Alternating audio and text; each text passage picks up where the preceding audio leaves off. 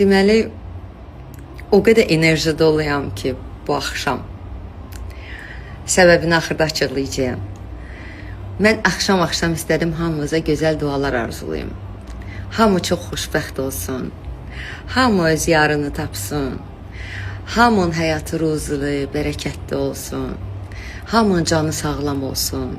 Allah şahiddir ki, mən istəməyənlərə də bunu arzulayıram. Çünki insan xoşbəxt olanda o aşağı enerji frekansında qalmır ki, bir kimisə də sevməsin.